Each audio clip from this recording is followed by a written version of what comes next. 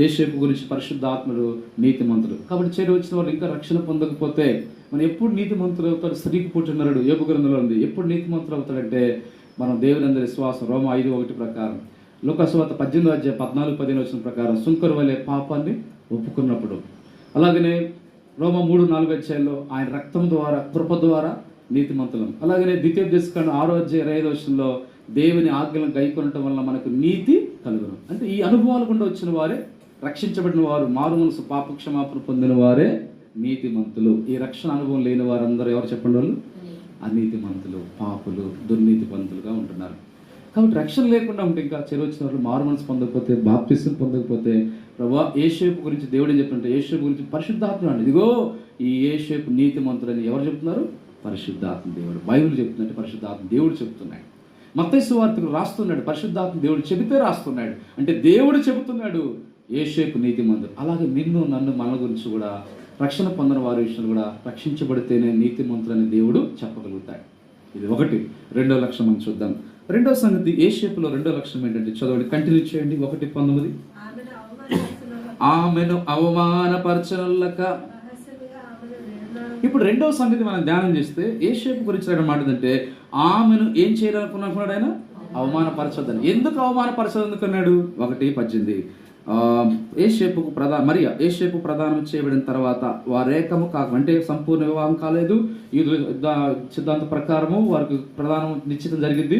ఒక పేరు మాత్రం పెట్టుకుంటారు. వాళ్ళకి ఏకం కారు, కలిసి ఉండరు, వేరువేరుగా ఉంటారు. తల్లి దగ్గరే వాళ్ళ కుటుంబం ఉంటుంది, ఎవరింట్లో వారు ఉంటారు. సంవత్సరం పరీక్ష అయిపోయిన తర్వాత, సంవత్సరం తర్వాత అప్పుడు ఆయన తిరిగి వచ్చి తల్లిదండ్రులతో అందరూ వచ్చి ఆ రీతికి వచ్చి ఆ ఊరేగింపుతో వచ్చి ఆ సంవత్సరం తర్వాత అప్పుడు సంపూర్ణ వివాహం జరిగి అప్పుడు వారు కుటుంబంగా జీవిస్తారు.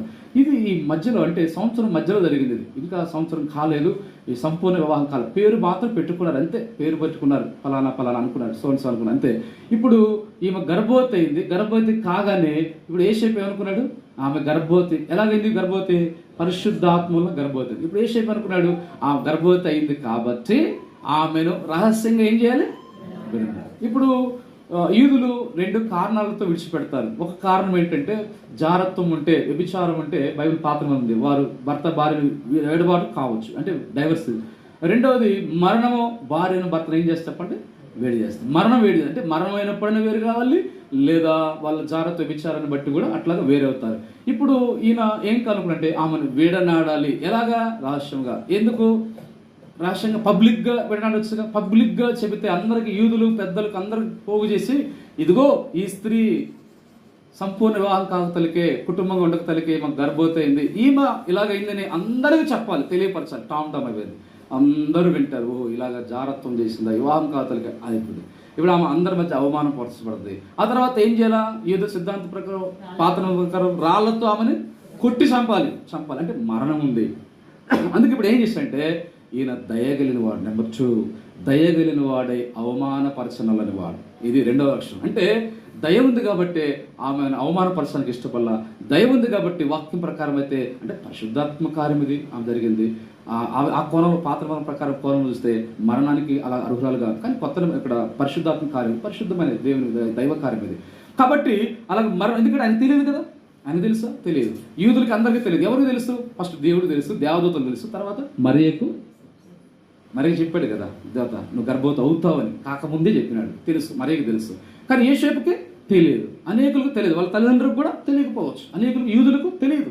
తెలియకనే కదా ఆ అనేకులు రకరకాలుగా అవమానపరిచే పరిస్థితి కూడా ఉంది. అందుకే ఇప్పుడు ఈయనకే తెలియలేదు, భర్తగా పేరు పెట్టబడం యేసేపుకే తెలియలేదు కదా. చూడండి, ఇలాగా మరి అనేకులకు తెలిసి అలాంటి పరిస్థితి, అది దైవ కార్యం అని తెలియదు కదా, అందువల్ల అవమానపరుస్తారు, చంపే పరిస్థితి. అయితే రెండవది, దయగలిగిన వాడుగా అవమానపరచడం లేదు. బైబిల్లో మనం ఆదికాండంలో ఒక సందర్భం చూస్తే, ఈ 9-10 అధ్యాయంలో ఆదికాండంలో ఎవరు కనపడతారు? 9-10 అధ్యాయంలో నోవాహు కనపడతారు. అంటే ఒక అధ్యాయంలో ఆయన పేరు ఉంటుంది. ఆదికాండం 2 అధ్యాయాలు ఎవరు కనపడతారంటే, 3 అధ్యాయాలు ఎవరు కనపడతారంటే దేవుడి తర్వాత ఆదాములు కనపడతారు. అట్లనే ఆదికాండం ముఖ్యమైన ప్రధాన క్యారెక్టర్, ప్రధాన పాత్ర ఆదికాండం మనం 9, 8, 9, 6 అధ్యాయం నుంచి 9-10 అధ్యాయంలో ఆ భాగంలో నోవాహు కనబడతాడు. ఇప్పుడు ఈ నోవాహు గురించి ఆయన బయటకు వచ్చిన తర్వాత ఏం చేసి ద్రాక్ష తోట వేసాడు. అంతవరకు బాగానే ఉంది. ద్రాక్ష తోట వేసిన తర్వాత ద్రాక్షకాయలు తిన్నాడు, ఫుల్గా తిన్నాడు, మత్తు వచ్చేసింది, నిద్రపోయినాడు, పై వస్త్రాన్ని కోల్పోయాడు. ఇప్పుడు నోవాహుకి ఎంతమంది కుమారులు?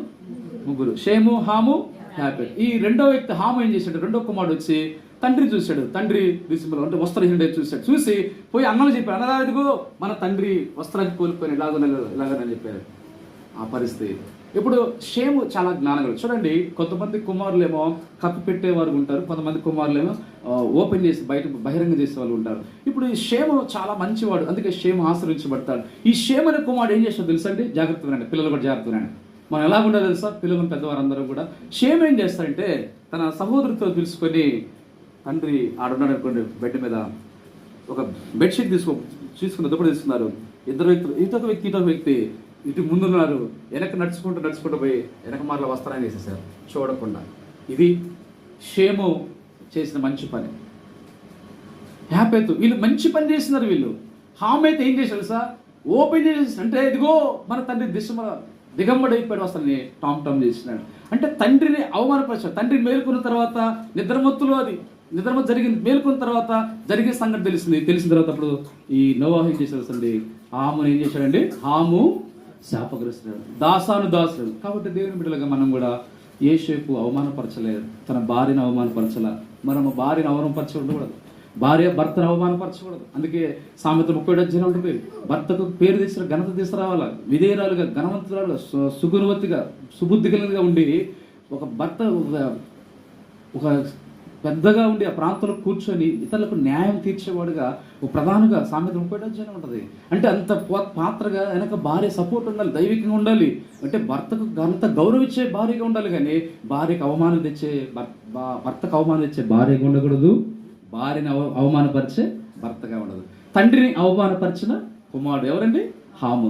తండ్రిని అవమానపరిచేవారు ఉండకూడదు, మనం అలాగ అవమానపరిచేవారు ఉండదు, తల్లిని అవమానపరిచేవారు ఉండకూడదు. కాబట్టి చూడండి, మనము ఎవరిని దేవుని అవమానపరిచేవారు ఉండకూడదు. మన జీవితాల ద్వారా భార్య భర్తను ఇతరులకు అవమానం ఇచ్చేవారు ఉండకూడదు. వాళ్ళ ద్వారా మనం నేర్చుకోవాలి.